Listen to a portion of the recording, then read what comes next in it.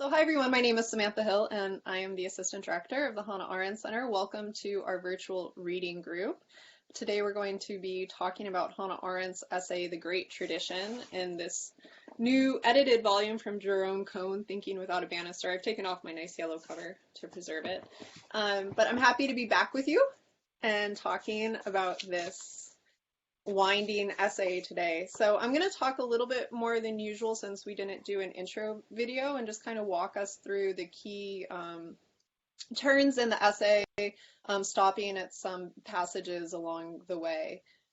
So for a bit of context, this essay was originally delivered as a part of a 6-part lecture series at the New School for Social Research in March and April of 1953 on the nature of totalitarianism. And this essay, The Great Tradition, which we've read for today, was the second lecture in the 6-part series. If you go to the Hannah Arendt Center Twitter page, I posted the outline for the 6 lectures, which you can look at. But the first lecture was about the explosion of categories of thoughts and standards of judgment that happened with the phenomenal appearance of totalitarianism in the 20th century and the problems of understanding that the explosion of the traditional philosophical categories posed to the tradition. So now this essay, the second part in the series, is going to pick up the tradition. Well, how have we thought about government traditionally within Western political philosophy, beginning with Plato? Right. So in Arendt's lecture notes, she describes this essay as the meaning of the traditional definition of forms of government as inherited from Plato and outlined by Montesquieu, their essence, their principle of action, the basic experiences on which they are founded. So that's what she's going to mainly be focusing on in this essay, the essence of government, the principles of action on which the different forms of government are founded, and the basic human experiences that correlate to the different forms of government that we talk about in the tradition of Western political philosophy. So in the essay, which Arendt divides into 2 parts, law and power and ruling and being ruled, she's going to consider the different forms of government as they were first formulated by Plato. And then she shifts to Montesquieu as a kind of check on Plato, right, in order to think about the correspondent principles of action that go along with the different forms of government. For Montesquieu, the principle of action is embedded within human experience, which is essential to the way that he conceptualizes power. So Arendt says at the beginning of the essay that since Plato, political theorists have generally understood the basis of government to be law and power. And traditionally, there are 3 forms of government, right? The little government 101, monarchy, aristocracy, and democracy. And when these traditional forms of government become perverted, they become tyranny, oligarchy, and ochlocracy, right? And so in order to think about the nature of laws and why they are written, why we have government, why laws are written into forms of government, political theorists traditionally offer up 2 explanations, 2 tropes, similes, she says. One is power enforces law in order to bring about lawfulness, right? So that power is used to enforce law in order to bring about lawfulness. And the other is that law is conceived of, right, and this is where she's going to end up, law is conceived of as the limitation and boundary of power, which cannot be overstepped, right? So law is spatially conceived as a fence or a boundary for power. So she's gonna kind of do this reversal. There's this kind of move that she's making between Plato and Montesquieu. Power as a form of domination for Hannah Arendt doesn't have anything to do with politics. The essence of politics is about action, right? She talks a lot about motion. Motion and movement are recurrent themes in her writing. And she's going to, in the second part of the essay, show how in the polis, in the Greek polity, power and domination belong to the private realm of human experience. It belonged to the oikos, to the household, right? And so in contrast to that, she's going to develop this notion of the public political sphere, which is freed from the necessities of life, freed from the private realm, which is guided by principles of domination, and instead using Montesquieu and his division of power, which doesn't concentrate power as an instrument that is used by one sovereign, but is possessed by all people as a form of equality, is going to construct a realm of freedom, right? I think I've said before in some of the lecture notes and some of our conversations that there are two underlying principles or undercurrents in pretty much all of Hannah Arendt's writing. One is a desire to create spaces of freedom, to offer us an understanding of freedom in contrast to totalitarianism, to forms of tyranny, and the other is how to conceptualize a way of thinking that is not tyrannical, right? And so she begins the essay with these traditional divisions of government, and then she turns to tyranny. And she offers us a definition of tyranny on page 44. And she kind of skirts around tyranny throughout the essay because that's not the focus of the essay. She's trying to show us institutionally the form of the laws as conceived within a Republican constitutional form of democracy and the spaces of freedom that are created by the laws. But she says on page 44 that tyranny is used for one-man rule and lawless government. It is a government whose laws are bound only by the wills and desires of government. Right? And then she begins to, she offers a discussion of who should be allowed to rule, and then, so I'm just kind of walking us through the essay. On page 46, she begins to take up the question of political experience, and the political experience in the polis specifically. And she says on page 46, the pre-philosophical Greek political experience had understood law to be boundaries men established between themselves or between city and city. They hedged in the living space that each was entitled to call his own. So you have that really spatial language. They hedged in the living space that each was entitled to call his own. And they were sacred as the stabilizers of the human condition, of the changing circumstances and movements and actions of men. Okay. They gave stability to a community of mortals and therefore continually endangered in its community by new men born into it. Right. So here she's thinking about the stability of the laws. So we have, these fundamental questions of government. Who writes the laws? Who are the laws written for? Who executes the laws? What kind of power do the laws have? And how stable are the laws? And she's thinking about the stability of the laws in relationship to the ever-changing realm of human affairs, which is essential to the way that she's going to conceptualize action, right?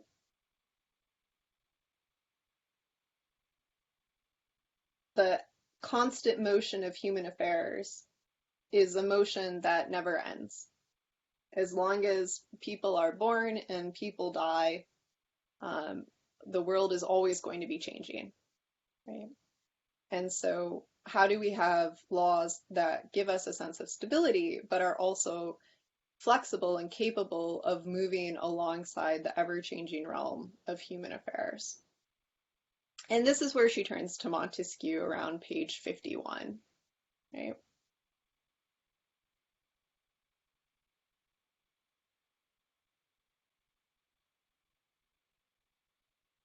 So where do rule and law coincide? Okay. Where does the form of government and the law itself coincide? So Arendt argues that Montesquieu, who was essential for the founding fathers in the American Republic, had a more nuanced understanding of power, right? He had an understanding of power that existed beyond the traditional means ends category, and that the origin of this form of divided power between the different branches of government and within federalism was essential to our capacity as individuals for action. And this, for Montesquieu, was bound up with the idea of movement that I was just talking about, that actions have no end as long as the body politique is alive. Right? And so this is essentially Arendt's understanding of political action. So we have these, she's a master of categories, right? So we have the public political sphere, we have a conception of political action, and there are certain characteristics that inhere within Arendt's conception of public political action as a founding principle, right? So action becomes a founding political principle. And that concept of action relies upon plurality, right? The idea that men and not man inhabit the earth. The idea that we can never act alone, that we always act in concert with one another, right? When we appear before one another in the public realm, that's when we begin to be human. That's, for Arendt, what makes us human. And we can never know the outcome of our actions, right? So actions, because we can never know the outcome of our actions, are bound up with new beginnings, right? Which is her concept of natality that she draws out in the human condition, right? So we have all of these, we have all these rich concepts kind of working together in order to weave an image of the public political sphere, of government, of a constitutional form of republican government, right? And so she's going to take this kind of Montesquieu conception of action as the philosophical foundation for the public political sphere, and then she's going to ask how that manifests in human experience, right? How does that manifest in our experience of politics? So on page 51, she says, hidden beneath the discovery of three branches of government, right, the separation of powers, lies a vision of political life in which power is completely separated from all connotations of violence. And you can associate violence with domination there, right? With the idea of a kind of top-down authority rule, which is what we get from Plato, right? Power is dispersed. It's separate from all connotations of violence. And so the three branches of government represent the three political activities of men. Making laws, executing laws and decisions, the execution of decisions, and the deciding judgment that must accompany both, right? So in each branch, each activity has its own form of power, and the power is divided between the branches of government. It's not one blunt instrument that is applied to one political goal, right?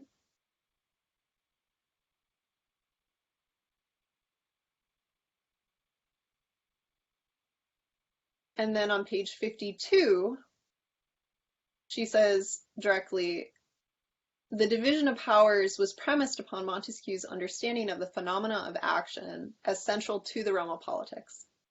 And then she comes back to the three traditional forms of government, republicanism, monarchy, and tyranny.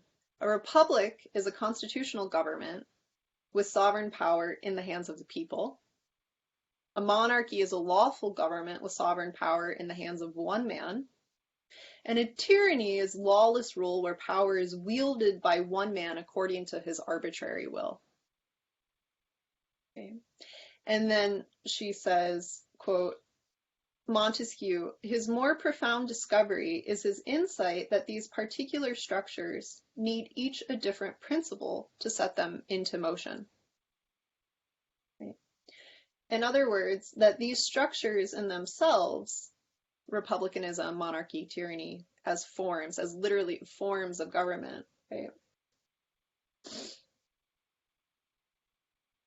That these structures in themselves are dead and do not correspond to the realities of political life and the experiences of acting men. As a principle of motion, Montesquieu introduced history and historical process into structures that, owing their existence to Greek thought, had originally been conceived of as immobile, that these forms of government were somehow statically fixed.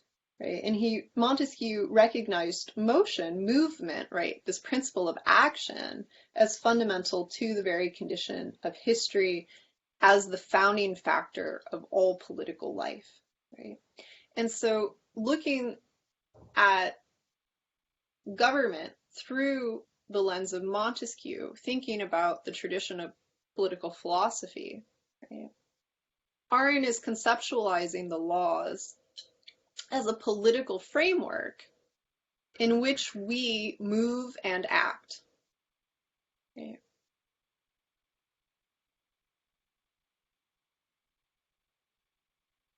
And so then on 53,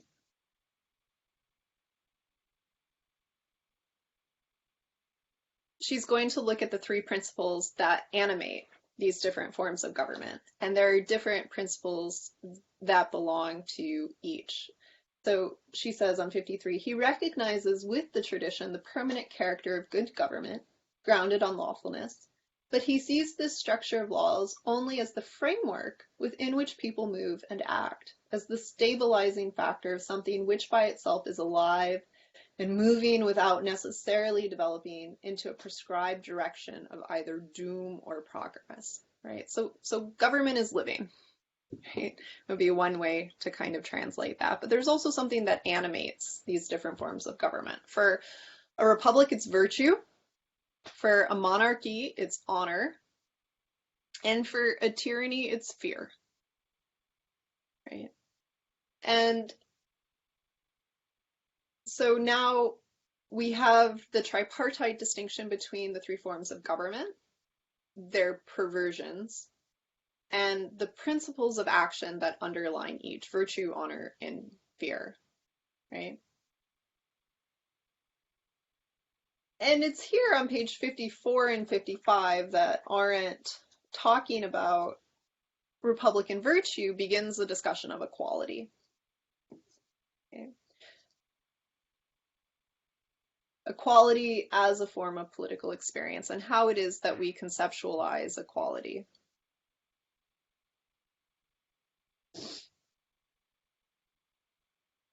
And she wants to push us to think about equality not as something which is divine or God-given or a universalizing principle, but is in itself a form of political experience.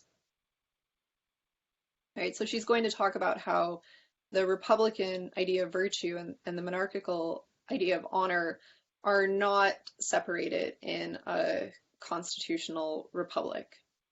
Right? We have equality and distinction together. So equality in a republic has more to do with community, has more to do with her understanding of community and action than it does with the social question, right? Equality has to do with community and our ability to appear in public as equals before one another. It does not belong to the realm of necessity or the private realm of the home or the oikos in the traditional sense, right?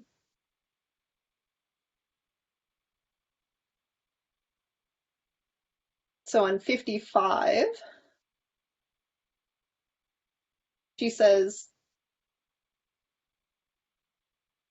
equality as a political experience has always meant that everyone is of equal value because each one received by nature an equal amount of strength.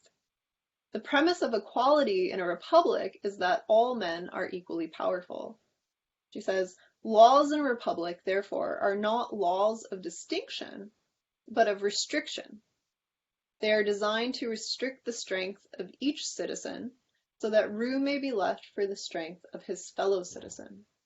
And then she describes this public joy that springs from appearing in public and sharing in the power of equals. His virtue as love of equality springs from this experience of equality of power that alone guards men against the dread of loneliness. One is one and all alone and evermore shall be so. She quotes the British tale. And this is this understanding of equality where we appear before one another as equals, where we're able to act in concert with one another. She ties in her conception of the experience, the political experience of equality with the political experience of action in a public realm. She ties that to the opposite of republicanism, the opposite of these democratic forms of government, right? Loneliness is what gives rise to tyranny.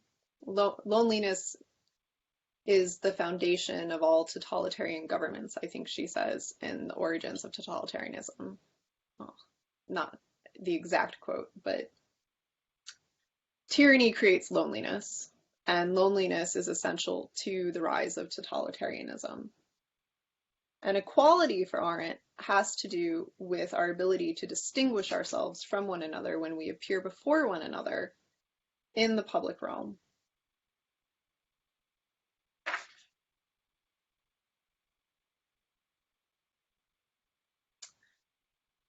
So then on page 55, when she's talking about the importance of distinction, she says, only through distinction can I become truly myself, this one unique individual that never was before and never will be again. I can establish this uniqueness only by measuring myself against all others, so that my role in public affairs will ultimately depend upon the extent to which I can win recognition from them. And then she says, it is the specific danger of governments based on equality that within the structure of lawfulness, in whose framework the equality of power receives its meaning, direction, and restriction, the powers of equals can cancel each other out until the exhaustion of impotence makes everyone ready to accept a tyrannical form of government. For good reasons, Montesquieu failed to indicate the common ground for the structure of lawlessness and fear as the principle of actions in tyranny.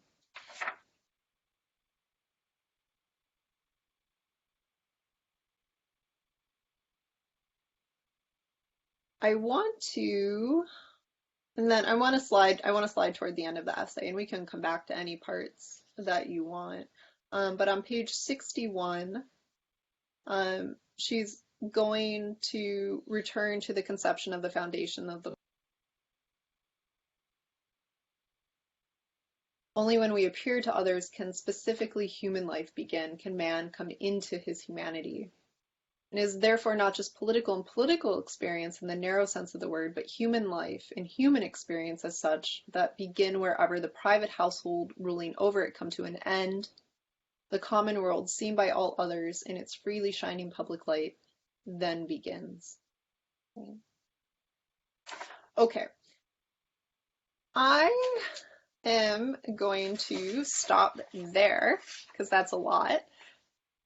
But I think just to tie it up, I think one of the things that we can draw out of this essay is a real concrete, almost spatial understanding of the way Arendt is conceptualizing the public political sphere and how the institution, the constitution of the public political sphere is grounded upon the principle of action and then is animated by the principle of action.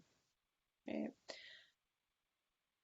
It seems to be something that, in a certain respect, we're missing today in our public discussions of citizen participation in government and how empowered individuals feel in relationship to their government as citizens, and how it is that we think about equality today in the United States, which is a constitutional republic with a form of liberal democracy, and whether or not we feel, I don't know if empowered is the right word, but empowered by the form of government we have to act. So I'm going to stop there. Questions, thoughts? Are there passages that I skipped over that you want to look at?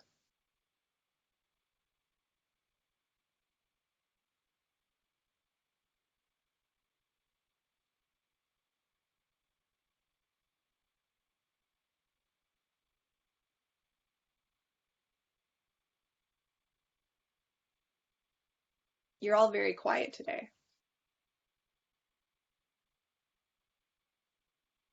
Up. Um, the feeling of the ability to, can you hear me? Yes. Yeah. The feeling of the ability to act as much, or the lack thereof, as much as I'd like to blame it on the current administration, seems to me to be more a function of simply 330 million people living. Can't have 330 million people talking at once or even sequentially. So we're probably down to a much smaller number What do you mean we're down to a much smaller number? of people who feel free enough to act politically. Because if too many try acting, it'll be chaos. How are you conceptualizing of acting when you say that? How are you thinking about the nature of political action? Are you imagining like the students protesting last week? Was it last weekend? Last weekend? Or are you imagining voting or something Certainly else? all of that and more, Hmm. writing, going to caucuses, going to political events, contributing money, the whole works. I guess, there's a continuum here. So maybe the contributing money encompasses far more people than these other examples.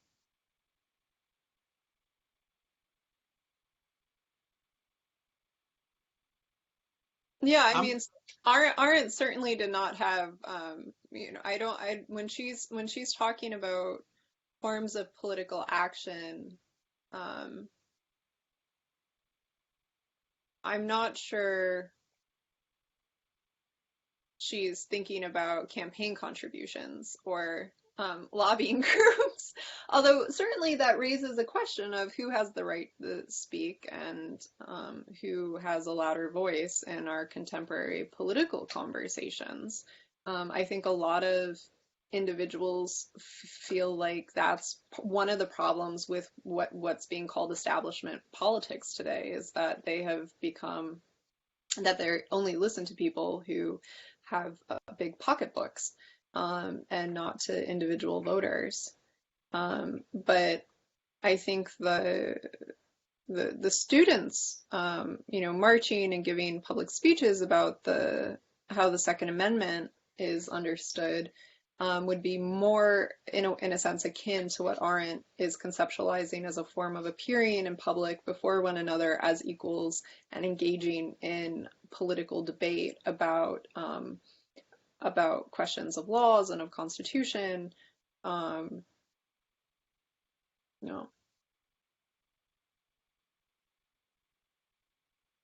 So Connell, respect. Connell asks, so on page, I think it's on page 53, Arendt, when she begins to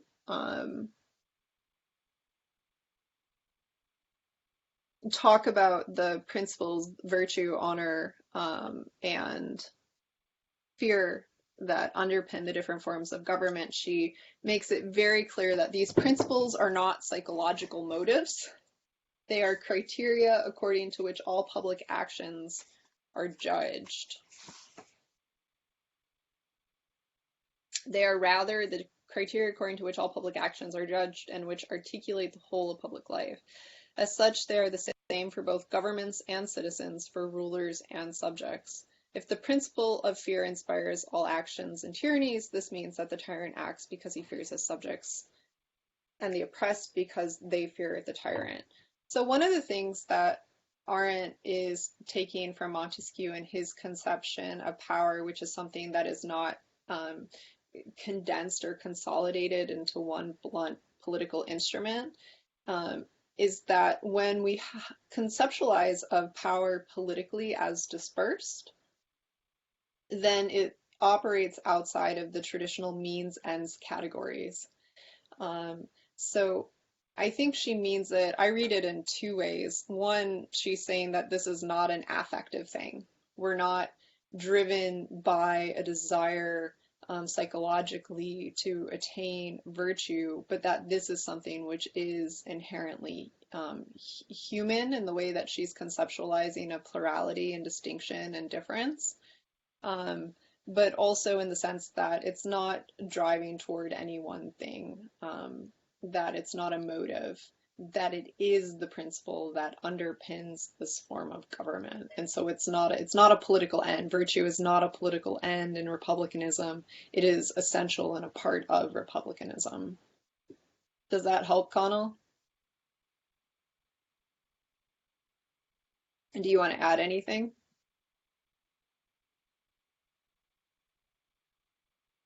Can you hear me? You're good? You're thinking about it. That's the thinking. Okay. Daphne, when I was the age of the teenagers doing such a great job of action, a great job of action. I'm not sure we can call political action a job, but we can talk about that. I too acted by participating in demonstrations and getting placed in jails. Today, the complexity of action is so much greater. Do you want to say something about that, Daphne? And demonstrating and participating in acts of civil disobedience? I think that she brings up the idea that you find yourself and your voice in the public realm. And I think that that's what these teenagers are doing, and their maybe job is not the right word, but their emotions are so strong from what they've experienced that they go out to the public place and they try to put a voice to their thoughts. Now I think it's a lot harder for those of us who have read Hannah Arendt, perhaps, and others, to find it's not that we don't have the energy. I think it was something that Bob was saying earlier. It's that the complexity of ideas makes it almost difficult to decide how to go about action, how to go about objecting to what may or may not be called by some the fear of imminent tyranny, perhaps the fear that that the emperor has no clothes, that we are ruled by things that make absolutely no sense to a lot of us, and we don't know how to right that wrong, maybe because, I don't know, we're not teenagers anymore, and we're not so filled with the belief that we are knowledgeable of the answers. I don't know what it is. It's just that everything becomes much more difficult. I think people feel cut off from their capacity for acting and acting in concert, to use Arendt's language. And so the question that Connell asked about the difference between psychological principles and political principles, for Arendt, emotion or affect in the way that we would, I think, normatively or colloquially conceive of it, doesn't really have much to do with political discourse. That's part of it. That's part of why this isn't about affective temperaments. It's not individually, political action is not constituted individually.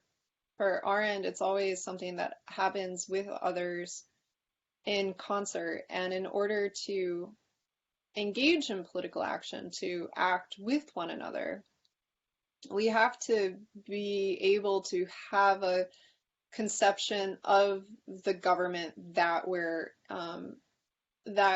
constituting, right? That we constitute, and that we partake in. I think that's what I was trying to say in part at the end of the introduction, is that one of the things I think that's very powerful that we can take away politically from this essay is an almost physical appreciation for the institutions of government that give form to law and give form to daily life. government, the Constitution, is a form that is constructed on certain political and philosophical principles. And we as individual citizens constitute that government. And it's easy to kind of, go to Twitter and look at Donald Trump's, web page and see that as an exposition of government. And that's really horrifying if we just think about it that way. If we only associate government or public policy making or legislation writing with the individuals who have been elected to and appointed to the three branches of government, right? But one of the things that Arendt is trying to, I think, get us to focus on is how we as individuals, by the very nature of our birth and the fact that we have the capacity to act in common with one another, and by the quality of action, which is always unpredictable, that we have the power to disrupt, right? We have the power to change, and we have the power to engage in forms of political action by engaging in conversation with one another in public spaces. I'm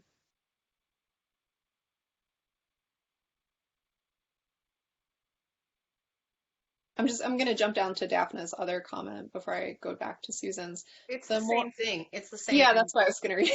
I just want to say that it feels that we're being dragged into a vortex in which the incompetence of government is becoming more and more apparent to more and more people, and yet we are not capable of stopping it. That's what terrifies me as I read this article, because it's so coherent to me. Yeah, so one of the, maybe to kind of nitpick to draw out my point a little more is I'm not sure it's the incompetence of government so much as it's we perceive incompetence in the individuals who are animating our government. And we feel separated or distanced from government in part because of that. Does that make sense, Daphne? Yeah, no, I didn't expect that we would find a solution to the problem, but as I read this article, I felt It'd be great if we could. That she's so right, and the descriptions are so succinct to me. I think she's got it nailed, and yet it only sort of brings into greater relief how incompetent we are now to fight something that she may not have even foreseen, because she thought that the system in America was so strong and this could not happen in America. And yet so many of the things we've seen when we talk about Umberto Eco's 14 steps towards totalitarianism and fascism, it's happening. So that's what I was saying. Anyway, sorry. No, that's good. I think, since Donald Trump was elected, the question that I get asked more than anything else, and I've probably said this before, is America becoming a tyrannical or a totalitarian society? And, I think it's important. I mean, this is a political claim in itself, but I think it's important to remain oriented toward our political reality. America is not a totalitarian society. That doesn't mean that there aren't elements or creeping elements of what we might characterize as totalitarianism alive in the United States, which, we see in Donald Trump attacking the judiciary or attacking the free press, which would be considered anti-democratic or illiberal political principles. Susan, I am always disturbed. I know where this is going. I'm always disturbed by Arendt's concept of the polis as based on freedom from necessity, which was being dealt with by women and slaves, which she very, I think, for whatever it's worth, acknowledges and actually talks about very clearly in this essay, which she doesn't do in other places. Does she deal with the modern world where women are no longer relegated to this world of necessity and thereby excluded? No, Arendt doesn't talk about the condition of women specifically as a form of political class. That's not, she talks about people. human experience, I would say. But she talks about this question specifically in a couple of places in her writing. On the social question in the book On Revolution, in the human condition, obviously, in the chapters on the private realm. And she talks about it in her book, The Promise of Politics, at the beginning, where I don't think she articulates it directly in this essay that we read for today, but there she talks about how the promise of politics, since Plato was, which was conceived of as a kind of top-down system of political domination, was freedom from politics, right? And she thinks that's the wrong question, right? Which is why she's in part interested in conceptualizing this public political sphere of freedom where we can engage in the joys of public life and the virtues of political action. The private realm is the realm of domination because it's the realm of the biological self, the way she describes it, of the bodily self, which is a relationship of necessity. And this is why she criticizes Marx on, I think, around page 59 in this essay. And we talked about this a bit in our last VRG with Roger. One of the reasons that she really dislikes Marx as a political philosopher within the tradition is because he elevates labor to the primary human faculty. Marx liberates us to laboring, right? And for her, that is the opposite of politics because that's about domination, right? Traditionally, the question of rule and political philosophy has been a conversation about domination and power, and Arendt wants to shift that towards a conversation about the nature of freedom. She also mentions Mark indirectly on page 68 at the bottom, sort of the end of the rule and ruling. We start sort of down at the bottom, traditional division between those who rule and those who are being blah, blah, blah. That it grows apart, as it grows apart, that traditional division. Mm-hmm. Whenever this division is lacking, as for instance, as for instance, in the utopian expectations of a future society, I just kind of, she can't help herself shooting at Marx once in a while. I don't know if she did it to avoid being considered a Marxist, but because in other contexts she's not so negative. Well, I mean, she has a lot of respect for Marx, and she sees his importance within the tradition of Western political philosophy. She makes him the third or fourth guy, yeah, right. Yeah, in many ways, for her, he's the philosophical bridge that ties together the break in tradition that she's talking about. And when she says wherever the division is lacking, as for instance in the utopian expectations of a future society functioning without the interference of a clearly defined state power, that is freedom from politics that I was just mentioning, the inevitable conclusion is that the whole realm of politics, right, which is the realm of freedom that she's trying to preserve, which is what's happening now, will wither away.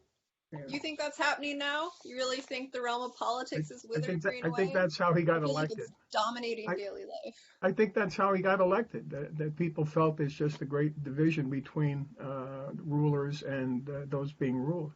Because just to go off the subject a little bit, the middle class people who voted for him didn't vote because they were out of jobs, or I know people who are getting very good retirement incomes from teaching and police retired who voted for him.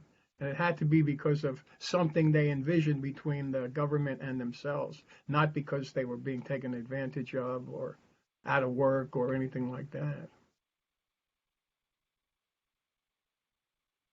Say maybe one or two sentences more about how you see that.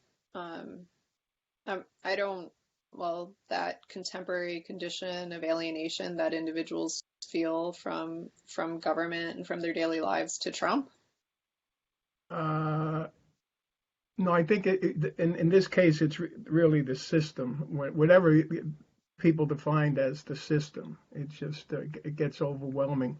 When you deal with, as I am recently dealing with medical issues on insurance, where you can't understand anything about what's going on, and I assume people who are dealing with government bureaucracies, which she discusses many times in other contexts, you feel like you're not getting understood or cared for or whatever, that they're not working for you. You're kind of just a cog. You're the cog in their business. I don't Right. know. Yeah, Really, no, that, I'm sorry. Go ahead. Yeah. no. I was just going to say that makes a lot of sense.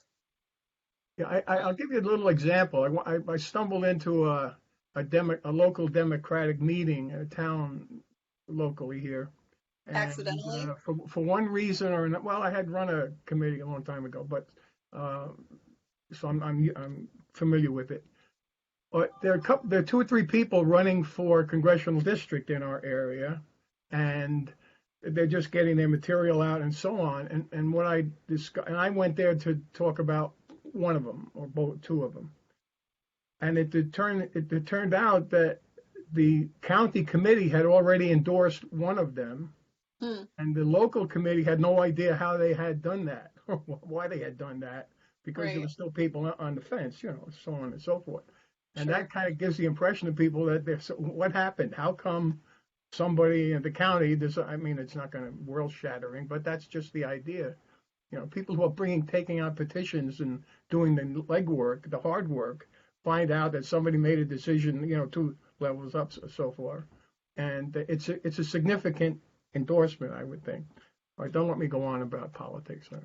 No, I mean, that's real politics. And I think that really nicely, gives voice to the lack of respect and dignity a lot of individual feel as citizens and as voters who have power to actually sway politics at a local level, state level, or a national level.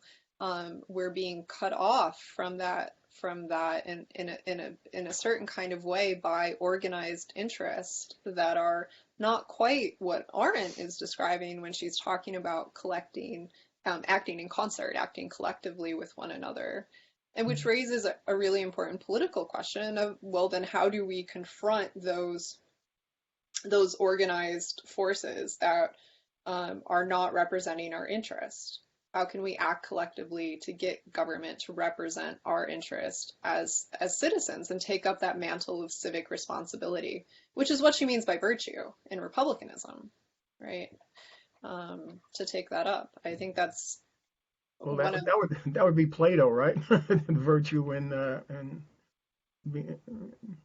one of the well, I the think reasons for the polity. well, virtue An is a part of example the of virtue. polity. Yeah, I think she's thinking of it more through Montesquieu than Plato when she talks about it in this essay. But it's not Montesquieu is a it's process not thing. given from it's not given to us. It is inherently part of Republican government. Okay, thank you. Okay.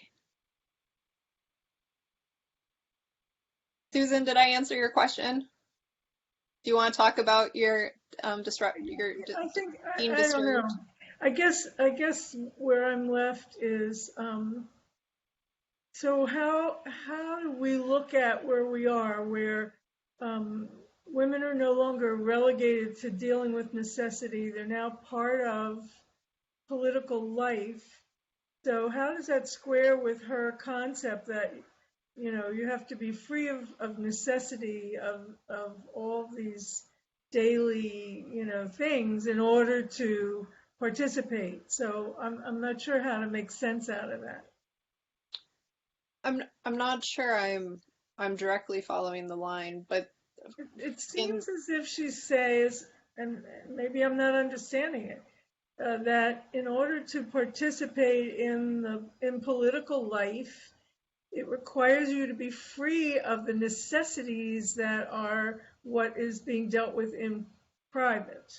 Yes, So and now we what live in a happens world. in private is pre-political. Okay, now we live in a world where women are no longer taking care of all those necessities all the time. They are participating in political life. So how do I make sense of that reality with her concept that one must be free of these daily bodily necessities in order to engage in the political realm? Well, I don't hear those two things in contradiction with one another. A variety of forces in modern and postmodern life. Like, I mean, this conservative feminists often like to argue that the invention of the dishwasher and the washing machine, which liberated women from the private sphere of the home by giving them more free time, has led to their misery because now they work and now it's all a question about balancing work life and home life and the impossibility of that. But I mean, these machines, in part, technology, have emancipated women from the private realm. Somebody still has to load and unload it. But the Could I come in here?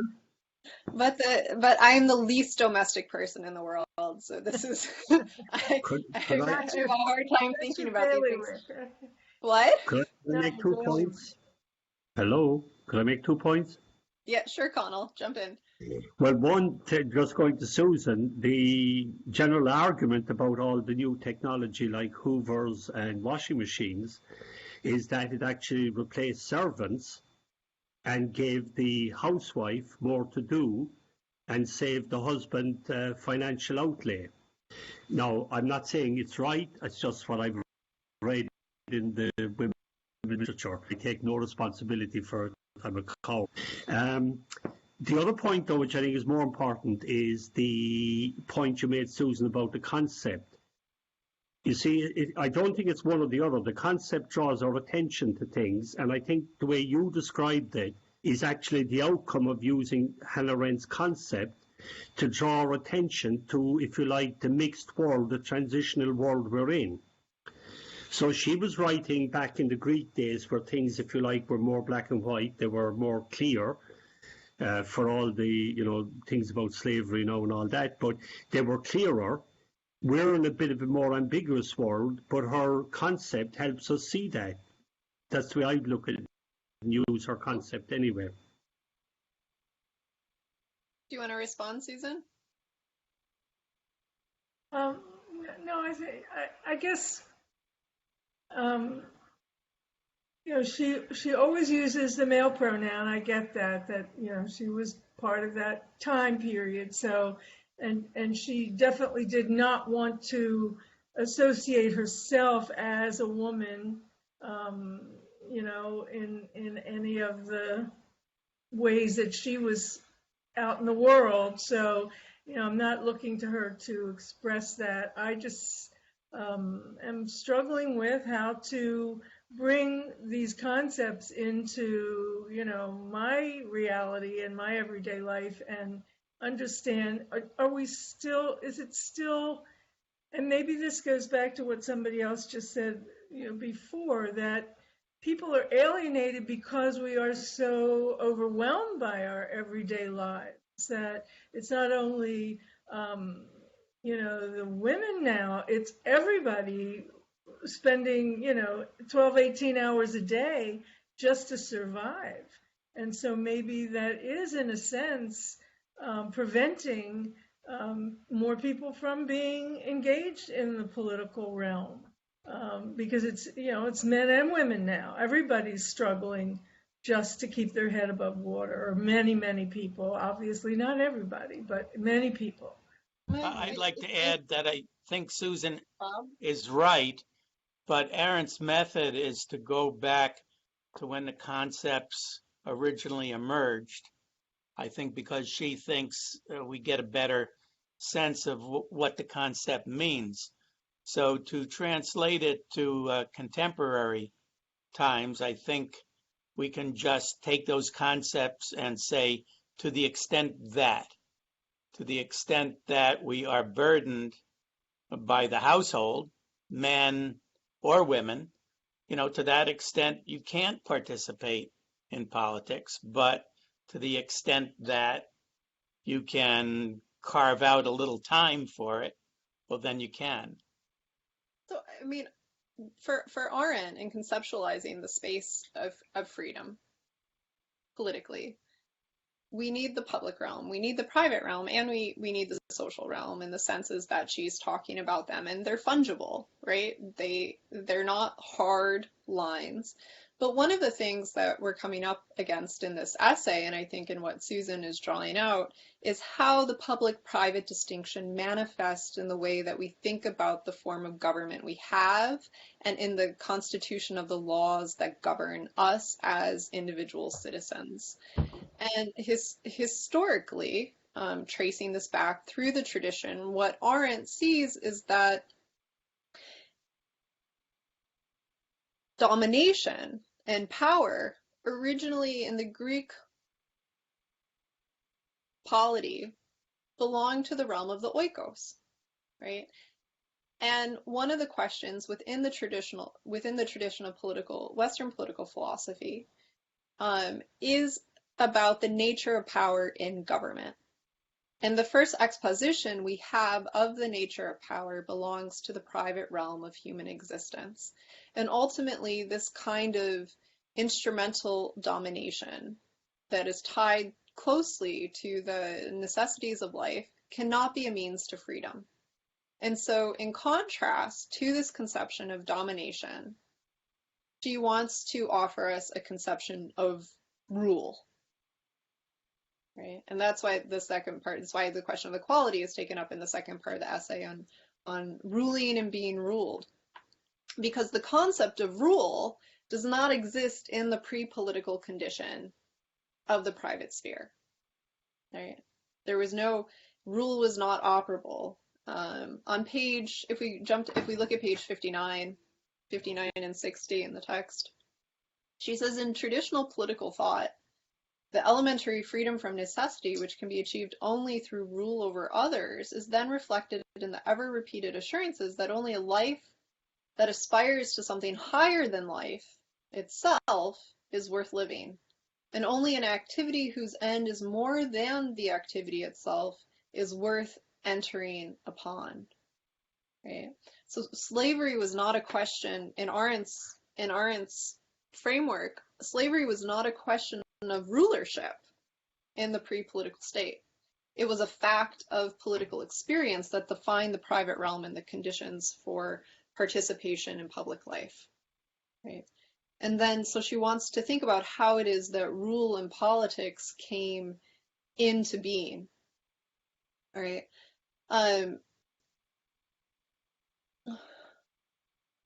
The private life, so she talks about Hesiod, and the Days and Works, and how he was the kind of anomalous Greek thinker who upheld the beauty of everyday life and the banality of everyday life. Kind of reminded me of was Stevens, but for the Greeks, the way that she's looking at this private life, the private life does not offer a sphere of the common. It doesn't offer a space of the common world where we can, in our individuality, appear collectively before one another. Right? It was a necessity for entering into the public.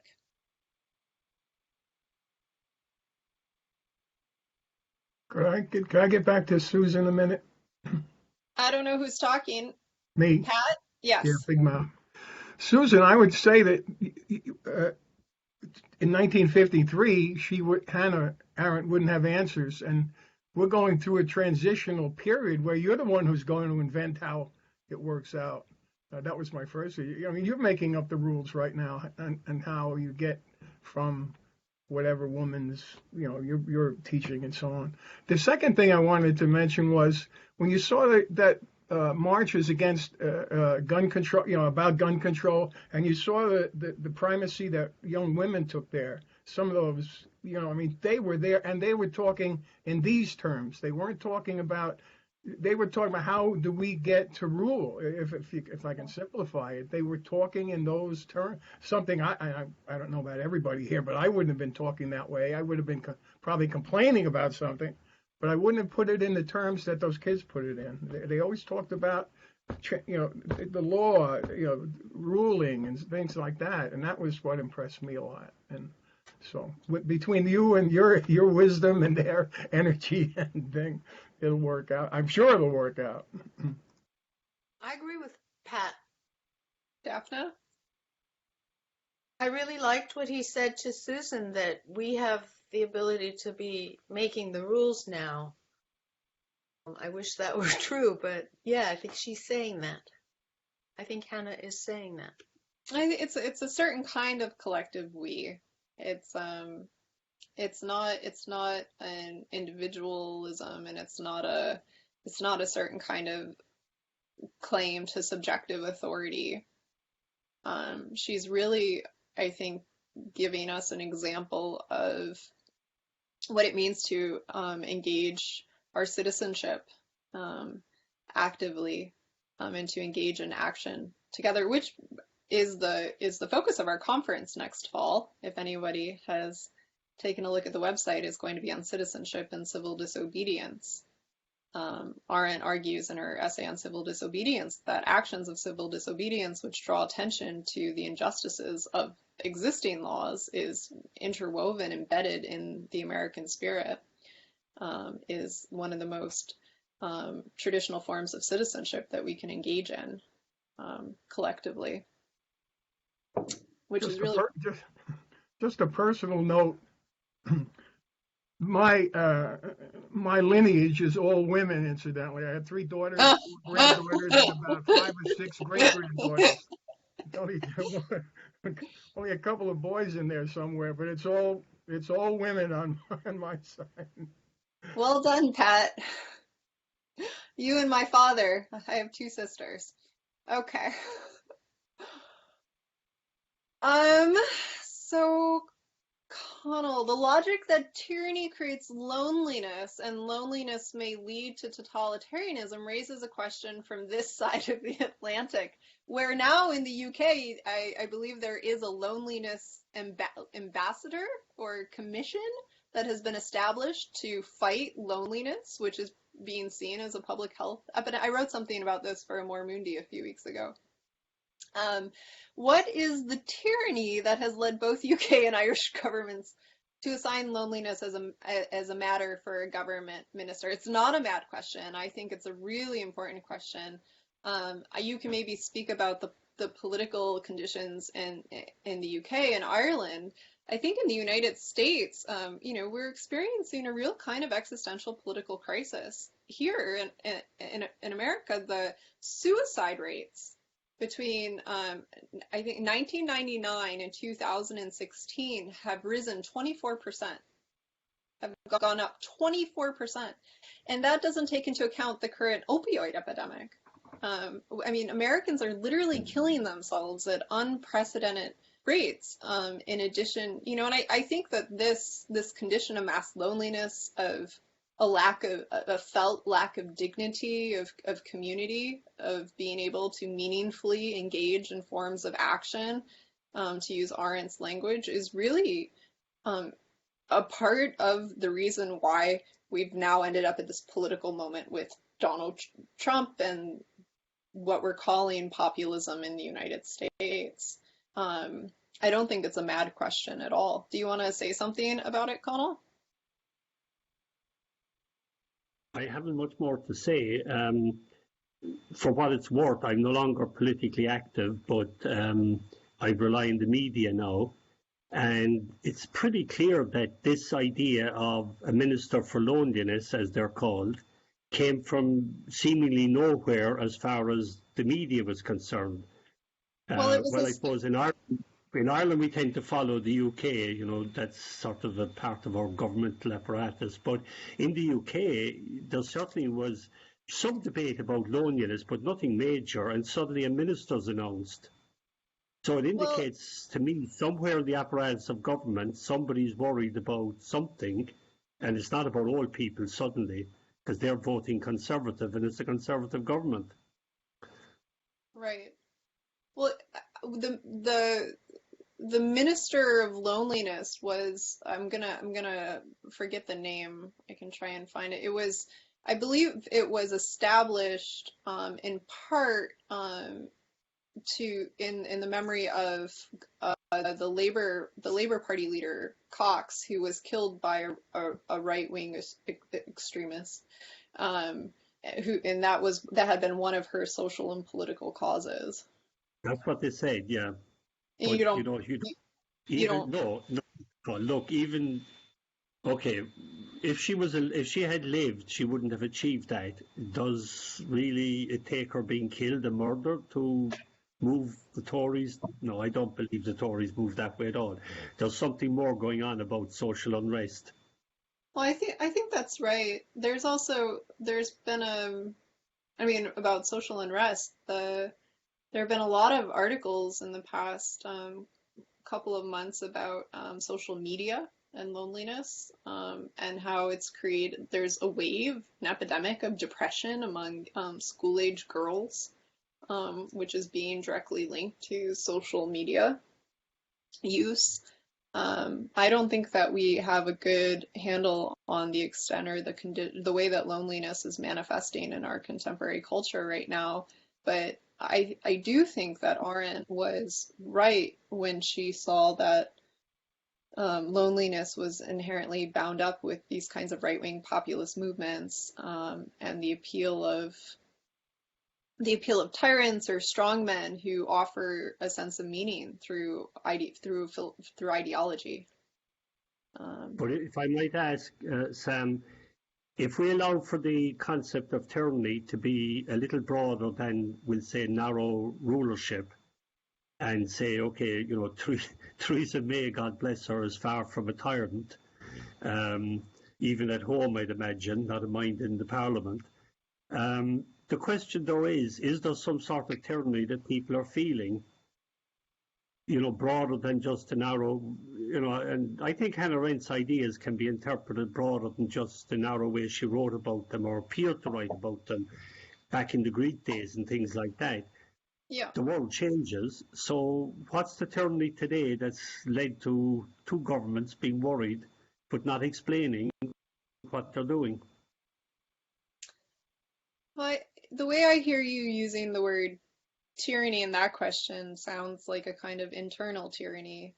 I mean, I really think there is a kind of, existential crisis of sorts. We've lost our moral center. We don't have any sense of civic religion in a secular sense, or faith in our government. For the most part, it's really I'm teaching a class this semester on American protest at Bard, and we were reading James Baldwin's essay, What Does It Mean to Be an American? And I had the students go around the classroom really quickly and, each say what it means to them to be an American. And almost half the class, which was extraordinary, said what it means to be an American is to take on an extreme sense of shame and guilt for the history of our country. And that is really troubling to me, that people are that even, I mean, the students are obviously a little left-leaning, but that there's such a disconnect that people feel from our collective history, from any sense of, we have no civic education. We have, it feels like, or attachment to civic principles, to those principles of virtue.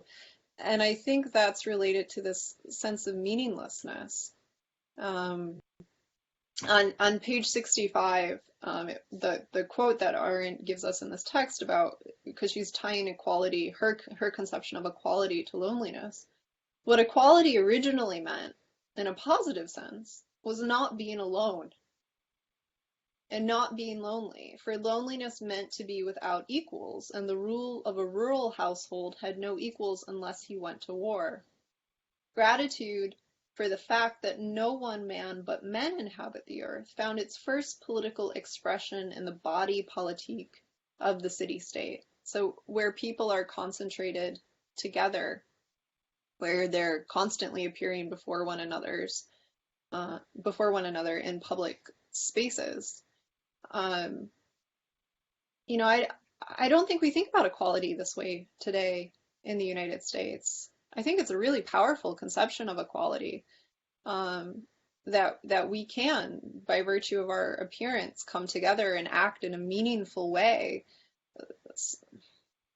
I think a variety of factors have forged together to make us feel like that's not possible. And I think that has something to do with loneliness in the United States. Can I jump in here? This is Margaret. Margaret, hi Margaret. Hi, I just had two sort of specific examples that this keeps making me think of. And I am by no means a Pollyanna on this stuff, but I was thinking about flipping a lot of this discussion. What's the possibility of flipping a lot of this to the positive? And one of the examples I thought of was, if anyone's familiar with the late singer and, well, even rapper of the 70s, Gil Scott-Heron, whose most famous number was "The Revolution Will Not Be Televised."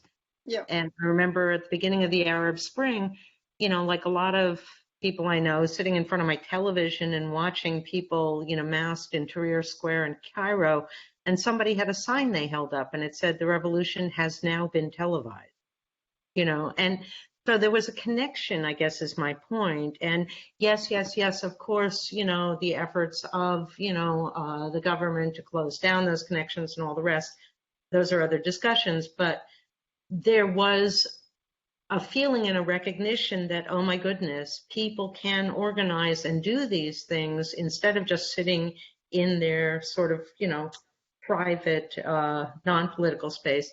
And the second example, which is very, very current in this country, in the States, is that of one of the students from Parkland, Florida, David Hogg, who, when ridiculed by a right-wing media star, immediately went on his Twitter account and said, "Here's a list of her advertisers, go call them."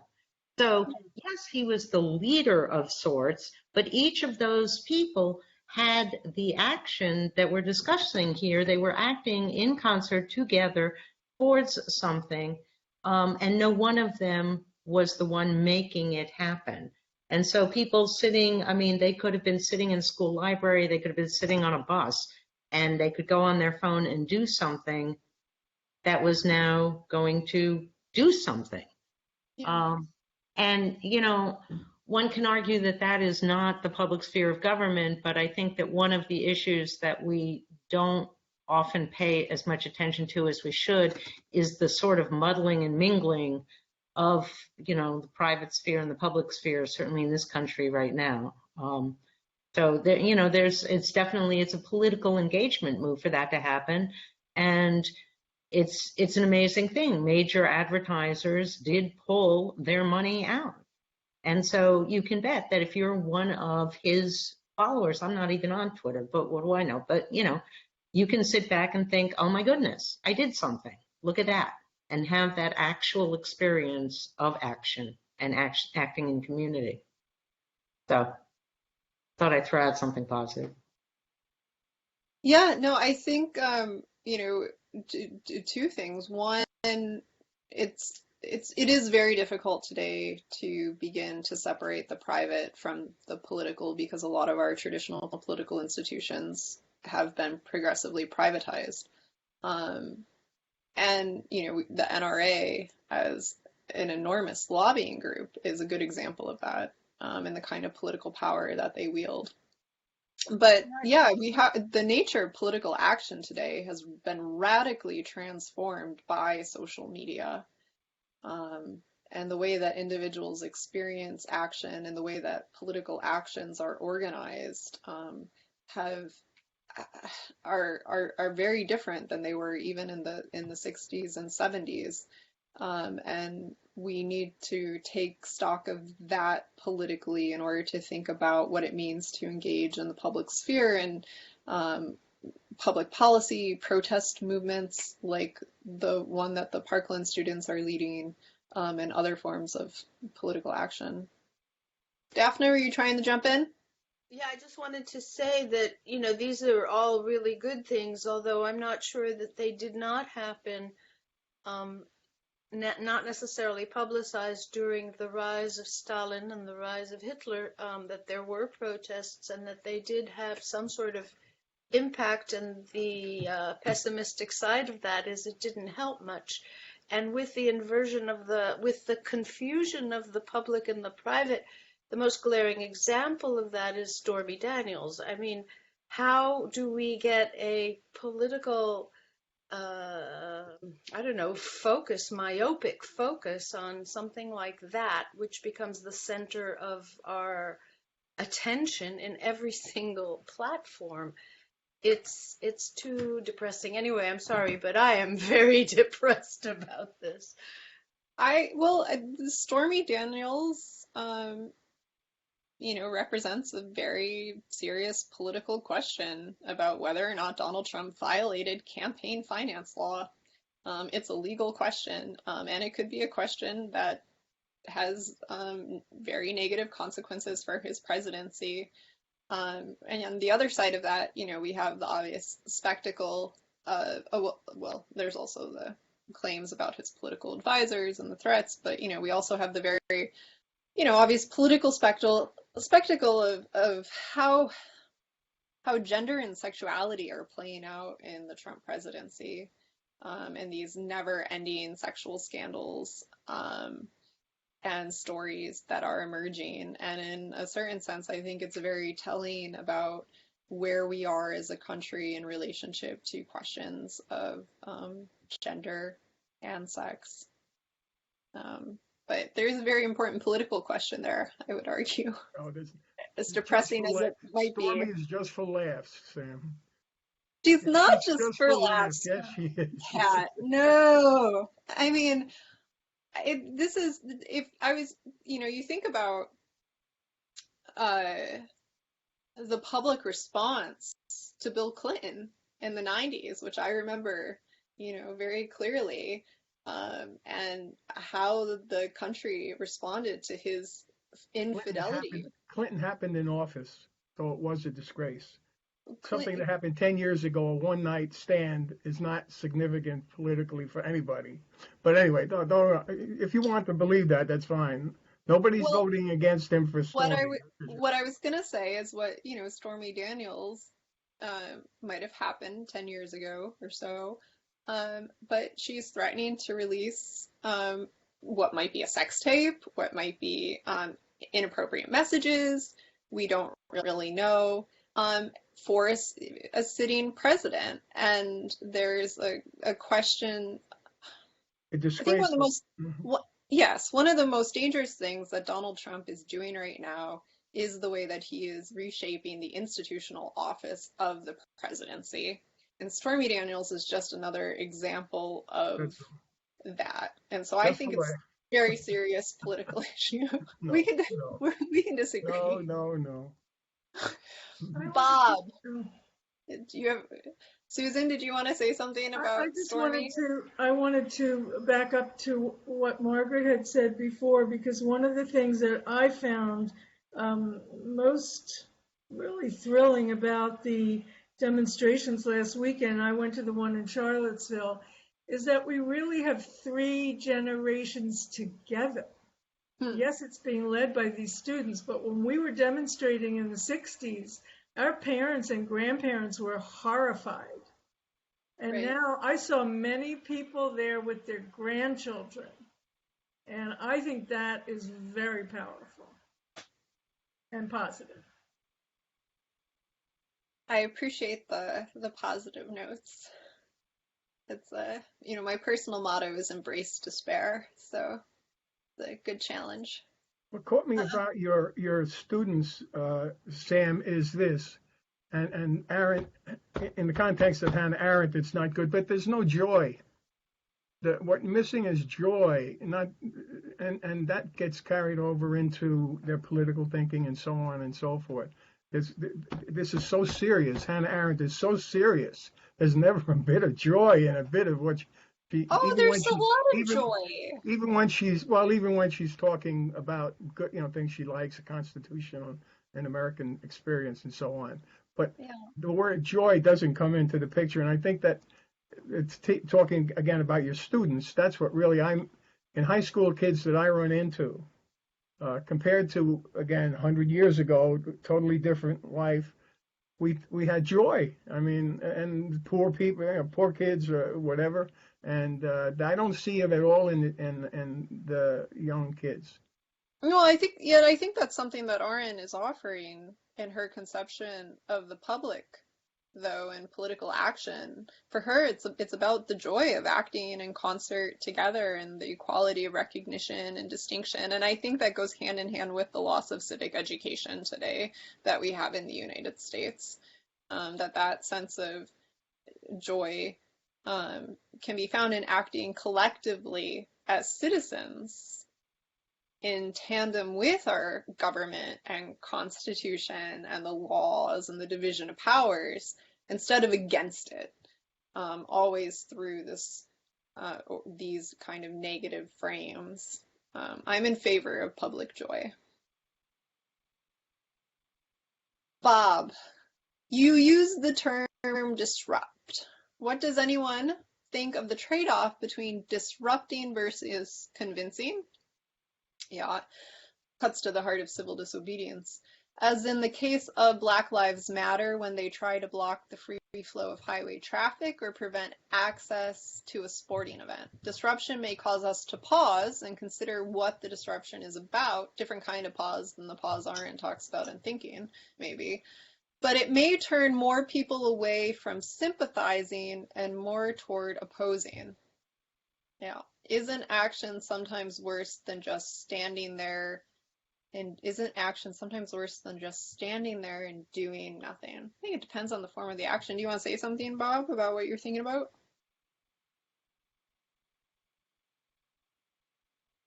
Not really. I find the other discussion you've been having more interesting than mine. So we've convinced you.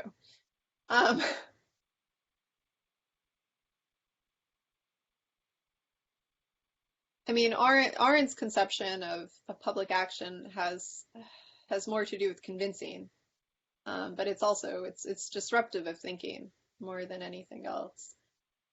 I will, since we're rounding out, Daphne asked, what blatant corruption is normalized and cruelty, evil and ignorance are condoned and even glorified? How do our endangered political institutions, makes you think of the endangered species list, work to impose lawfulness? Is that alone not enough to see the inversion that Arendt describes in embryonic tyranny? Well, I think this is where the conception of the political principles in this essay become really important, because it's the motion that animates tyranny, the principle that animates tyranny is fear. Fear, as opposed to virtue and honor or distinction.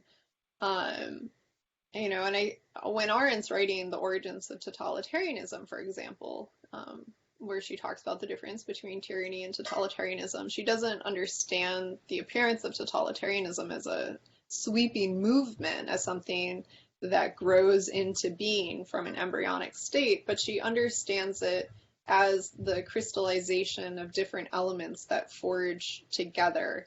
And I think that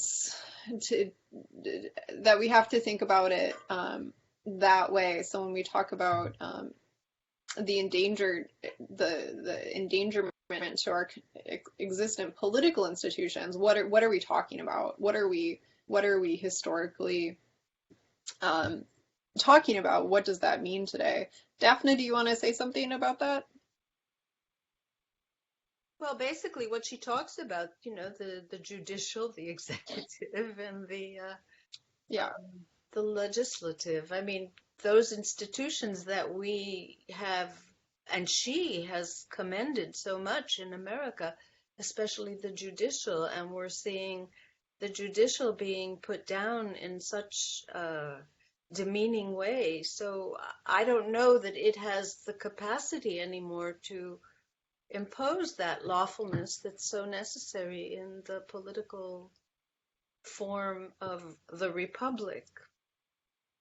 Right. And this is a question that I think a lot of people have taken up since Donald Trump has taken office, and especially with his challenging of the judiciary branch. A number of people have argued that there's been a consolidation of presidential power in the United States since the since 9/11 and the Expanded Presidential Powers Act and the Patriot Act, which has left us in a permanent state of political crisis, which always consolidates power in the hands of the president, or at the state level, the governor, which then suspends other democratic principles.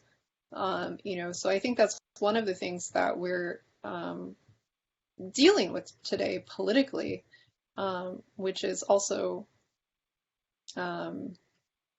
why Stormy Daniels is not a joke.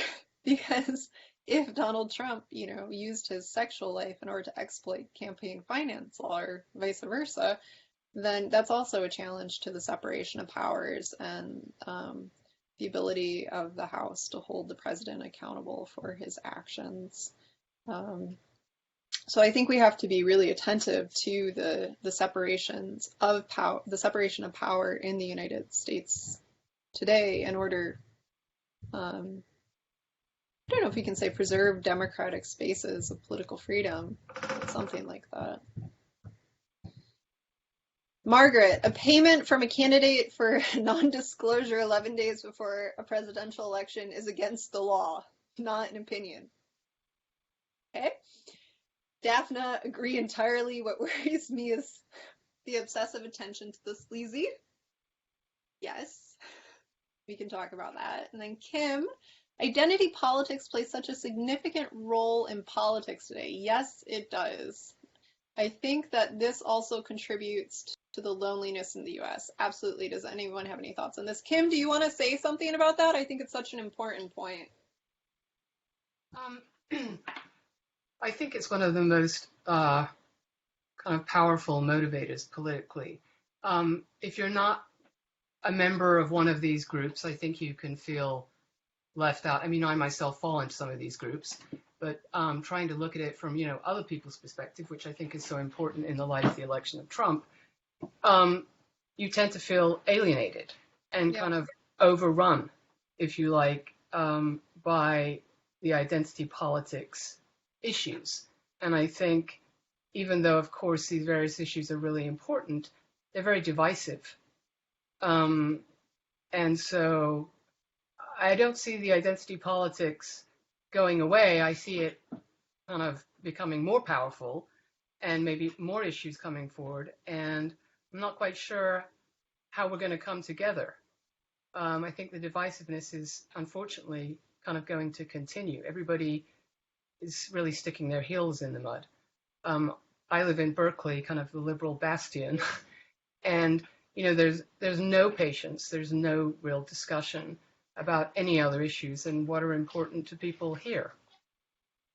So I just wanted to see what everybody else kind of thought about that as part of the discussion on the kind of loneliness issue.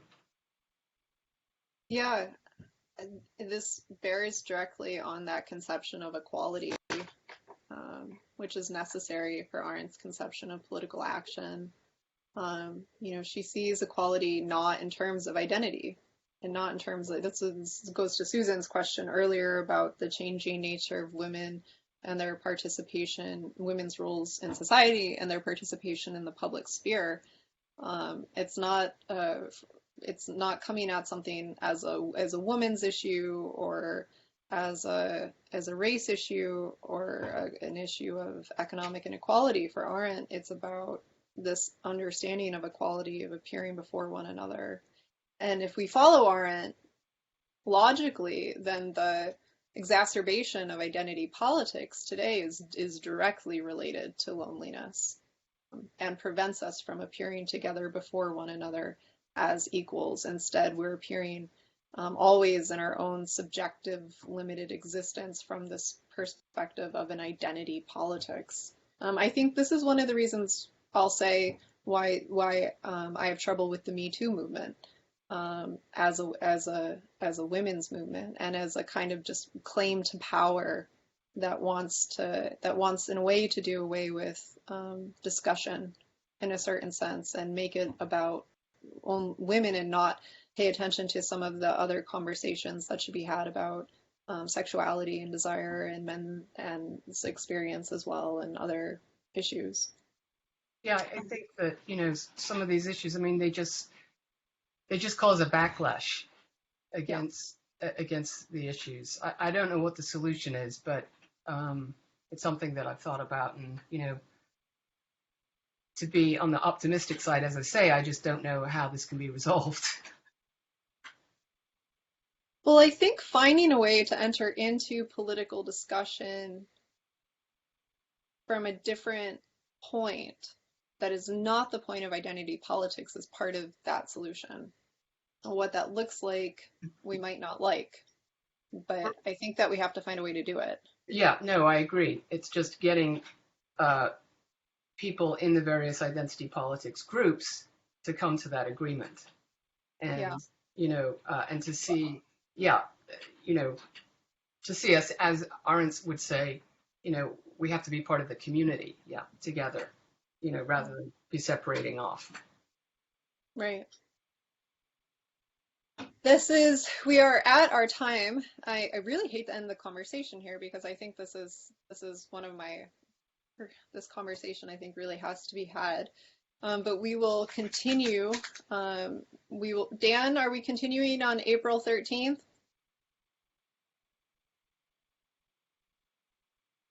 Can you hear me? Yes, so April 13th, we will be reading Authority in the 20th Century. So this conversation can surely return. Thank you for a great conversation today, and a fun and optimistic, ultimately, oddly enough, conversation about politics. I'll see you next time. Bye. Thank you. Thank you. Sandy.